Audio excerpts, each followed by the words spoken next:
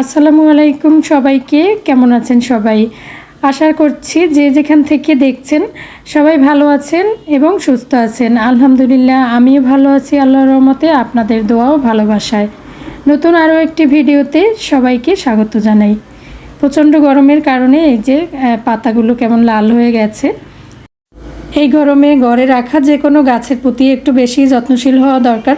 প্রতিদিন একটু পানি চেঞ্জ করে দেওয়া বা ওদের একটু ভিজিয়ে দেওয়া পাতাগুলোকে, এতে করে খুব ভালো থাকে গাছগুলো। তারপরেও দেখা যায় যে পাতাগুলো লালচে হয়ে যায় প্রচণ্ড গরমের কারণে। সকালবেলা নাস্তা বানাতে চলে এসেছি আর আজকের ভিডিওটি এখান থেকে শুরু করেছি। আজকে সকালের নাস্তায় ডিম ভাজি করব আর পরোটা, রুটি পরোটার সাথে ডিম ভাজি আর এর সাথে একটু আলু ভাজি হলে বেশি ভালো হয়। এই গরমে যতটা সম্ভব শর্টকাট রান্না করার চেষ্টা করছি। তারপরেও যতই বলি যে খুব তাড়াতাড়ি রান্নাঘর থেকে চলে যাব, খুব তাড়াতাড়ি রান্না শেষ করব, তারপরেও রান্নাঘর থেকে তো এত তাড়াতাড়ি কাজ শেষ করা যায় না, তাই না? অনেক অভিযোগ শুনি শুধু সবসময় যে রান্নাঘরে এতক্ষণ থাকা লাগে কিসে। আসলে রান্নাঘরে যে কত কাজ থাকে আমরা শুধু মেয়েরাই জানি। আর এই প্রচণ্ড গরমে রান্নাঘরে কাজ করাটা যে কতটা কষ্টের, এটা শুধু আমরা যারা গৃহিণীরা আছি তারাই বুঝতে পারি, অন্য কেউ বুঝতে পারবে না। তারা শুধু বলে যে রান্না করাটা তো অল্প সময়ের কাজ, এটা করতে এত সময় লাগে, বা রান্নাঘরে এত সময় কী কাজ। রান্নাঘরে আসলে রান্না ছাড়াও কিন্তু অনেক কাজ থাকে। তো যাই হোক, এই যে নাস্তা খেয়ে নিচ্ছি পরোটার সাথে ডিম ভাজি আর একটু কফি খাবো আজকে।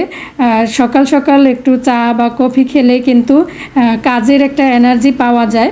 তো এই গরমে কফি খাবো আর কি। গরমে কফি খেতেও খারাপ লাগে না, শীতকালে বেশি ভালো লাগে। তবে আমার বাসায় কফি চলে সব সময়, আমি বেশি একটা খাই না। দেখা যায় যে মাহির আর ওর বাবা নিজেরাই কফি বানিয়ে খায়। তো আজকে আমি মাহিরের সাথে একটু খেয়ে নেব। তো এই যে আমি দুধ জাল করে নিয়ে এসেছি, এর মধ্যে কফি মেড কফি দিয়ে কফিটা তৈরি করে নিব। এক্ষেত্রে মাহির আমাকে হেল্প করছে, কারণ ও সবসময় এই কফি নিজে নিজে বানিয়ে খায়। এই তো আমি বললাম যে আমার কাপে অল্প পরিমাণে কফি দিও, বেশি কফি দিলে আবার তিতা হয়ে যাবে। এই গরমে সবাই তো দেখা গেছে যে পান্তা ভাত, আলু ভর্তা, ডিম ভাজি এগুলোই পছন্দ করে, কিন্তু আমার বাসায় পান্তা ভাত বা গরম ভাত কোনোটাই চলে না। সকালবেলা হালকা নাস্তাই চলে, যেমন পরোটা, ডিম, সাথে একটু ভাজি বা চা বিস্কিট, চা পাউরুটি, এরকম হালকা পাতলা নাস্তাটাই আমার বাসায় চলে। যদি গরম ভাতও রান্না করি কেউ খাবে না। তো এই হলো অবস্থা। তো এই যে কফি বানানো হয়ে গেছে, এখন মাহির আর আমি কফি খেয়ে নিচ্ছি। কফিটা বেশ ভালোই লাগছিল। আমাদের সকালের নাস্তা খাওয়া হয়ে গেছে, এরপরে আমি ডাইনিং টেবিলটাও খুব সুন্দর করে গুছগাছ করে রাখলাম। আর এই তো মাছগুলো দেখছিলাম, ওদেরই শান্তি, শীতেও শীত লাগে না, গরমেও গরম লাগে না। সকালের নাস্তা তৈরি করার পরে এই তো রান্নাঘরটাকেও পরিষ্কার করে নিলাম, কারণ পরিষ্কার পরিচ্ছন্ন রান্নাঘরে কাজ করতে বেশ ভালো লাগে। মানে রুটি বানানোর যে পিড়া বেলুনি সব কিছু গুছগাছ করে ধুয়ে মুছে পরিষ্কার করে রেখে দিলাম। আর এই তো এখন রান্না বসিয়ে দেব, দুপুরের রান্না করব আর কি দুপুরের জন্য। আর বাইরটা একটু দেখছিলাম, এতটাই রৌদ্রের তাপ অনেক বেশি, অনেক গরম পড়ছে এই কয়েকদিন। তো প্রচণ্ড গরমে কী যে অবস্থা সবারই, আমরা যারা ঘরে আছি তারাই ঘরে বসেই টায়ার্ড হয়ে যাচ্ছি, আর যারা বাইরে কাজ করছে তাদের তো আরও বেশি খারাপ লাগছে। তবে এই গরমের মধ্যে বেশি বেশি একটু পানি খেতে হবে, তরল জাতীয় খাবার একটু বেশি খেতে হবে সুস্থ থাকতে হলে।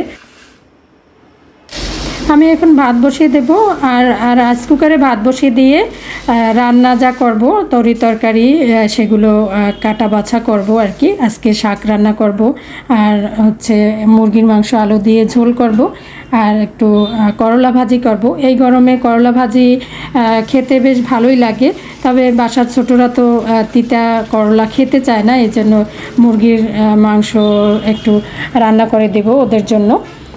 তো আমি এই পানিগুলো এবার রেখে দিলাম, চাল ধোয়া পানি গাছে দেওয়ার জন্য।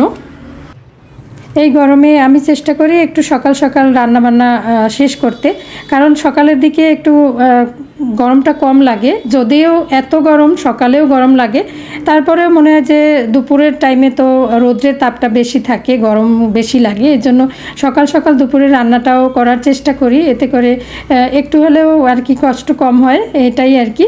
তো আমি এখন ভাত বসিয়ে দিয়ে শাক সবজি সব কিছু কোটা বাছা করে নেব। আসলে রান্না করতে তো তেমন একটা সময় লাগে না, কিন্তু এই যে কোটা বাছা করতেই তো সময় লাগে। আমার তো হেল্পিং হ্যান্ড নেই, আমার একাই সব কিছু করতে হয়। রাইস কুকারে ভাতটা একটু আগে বসিয়ে দিয়েছি, কারণ হঠাৎ করেই তো কারেন্ট চলে যায়, তখন দেখা যাবে যে কখন আসবে, দেরি হয়ে যাবে, তখন ভাত রান্নাটা হতে দেরি হবে। এজন্য ভাত বসিয়ে দিয়ে আমি শাক সবজি কেটে বেছে নিচ্ছি। তো একটা একটা করে আমি কিন্তু রান্না করছি। প্রথমে আমি এই যে করলা ভাজিটা করে নিব, করলা ভাজি বসিয়ে দিয়ে মুরগির মাংসটা বসিয়ে দিয়ে তারপরে আমি শাক কাটা বাছা করব। শাক বাছতে তো একটু সময় লাগবে, এতে করে আমার সুবিধা হবে। একদিকে দুইটা রান্না হতে থাকবে আর অন্যদিকে আমি শাকটা বেছে নেব। তো এখানে আমি এই তো করলা ভাজিটা বসিয়ে দিয়েছি।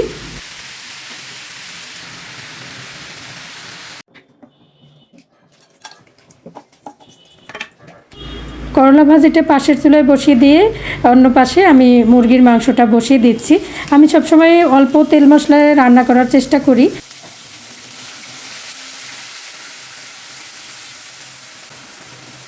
আমার মনে হয় যে এই গরমের মধ্যে একটু হালকা তেল মশলার খাবার খেতে পারলেই ভালো হবে। তো এখানে আমি সমস্ত মশলা দিয়ে অল্প পানি দিয়ে কষিয়ে এরপরে মুরগির মাংস আলু একসাথে দিয়ে দেবো, আর একটু টমেটো দিয়ে দেবো। আমি যে কোনো মাছ বা মাংস রান্নার সময় একটু টমেটো দেই, এতে করে টেস্টটা মনে হয় যে একটু ভালো আসে। তো একটা টমেটো আমি কেটে দিয়ে দিলাম টুকরো করে।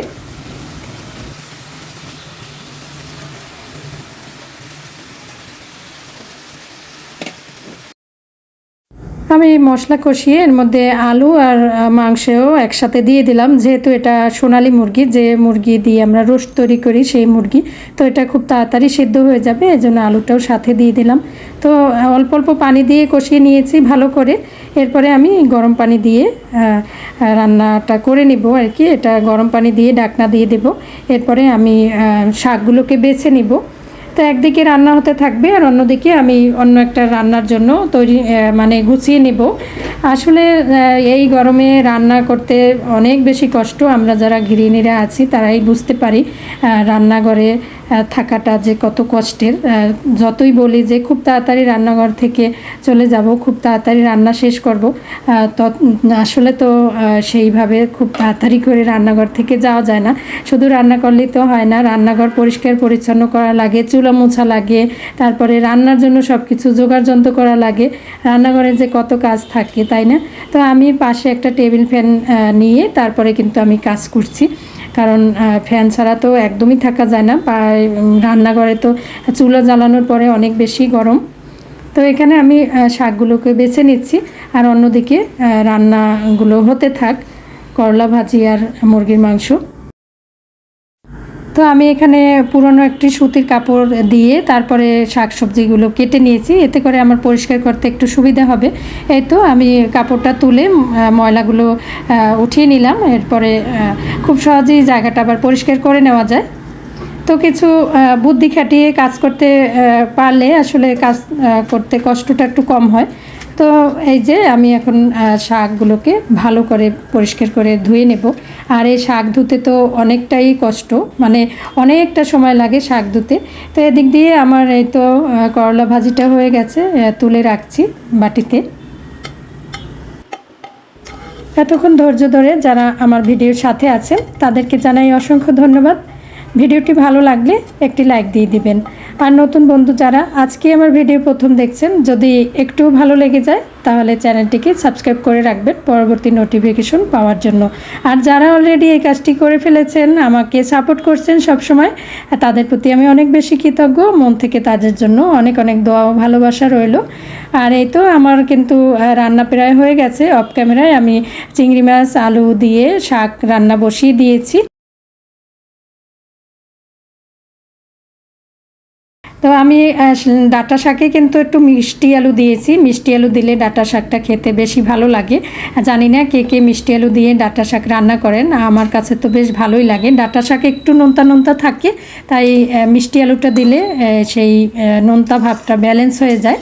তো এই যে এখন আমি বাটিতে বেড়ে নিলাম শাকগুলোকে। কাটা বাছা করার সময় তো শাক দেখা গেছে অনেকগুলো, কিন্তু রান্না করার পরে কিন্তু একটুখানি হয়ে গেছে। শাক এমনই হয়। এই তো আমার দুপুরে রান্নাবান্না হয়ে গেছে, ভাতও হয়ে গেছে। এখন রান্নাঘরে যে বাকি কাজগুলো আছে সেগুলো করে তারপরে রান্নাঘর থেকে বের হব। তো রান্নাগুলো একটু দেখিয়ে দিলাম। মাংসের ঝোল আর চিংড়ি মাছ দিয়ে ডাঁটা শাক মিষ্টি আলু দিয়ে, আর এই তো করলা ভাজি। রান্নাবান্না তো শেষ হয়ে গেছে, এখন বাকি কাজগুলো করে নেব। চুলো পরিষ্কার করে নেব, আর হাঁড়ি পাতিল যেগুলো ময়লা হয়েছে সেগুলো পরিষ্কার করে নেব। শুধু রান্না করলেই তো হয় না, রান্নাঘরে রান্না করার পরে যে বাসনপত্র চুলা ময়লা হয় সেগুলো পরিষ্কার করেও নিতে হয়। এগুলো সব করে তারপরে রান্নাঘর থেকে বের হব। তো আজকের রান্নাবান্না কমপ্লিট হয়ে গেছে একদম 11:30টার মধ্যে। সকাল 7টা থেকে রান্নাবান্না সংসারের কাজকর্ম মোটামুটি সব গুছিয়ে নিয়েছি। আর এই তো দুপুরের খাবার খেতে বসে গিয়েছি, আর খাবার খেতে খেতে আপনাদের কাছ থেকে বিদায় নিয়ে নেব। সবাই ভালো থাকুন, সবার জন্য দোয়া রইল, আমাদের জন্য দোয়া করবেন। পরবর্তী ভিডিও দেখার আমন্ত্রণ জানিয়ে আজকে তাহলে এখানেই বিদায় নিচ্ছি। আল্লাহ হাফেজ, আসসালামু আলাইকুম।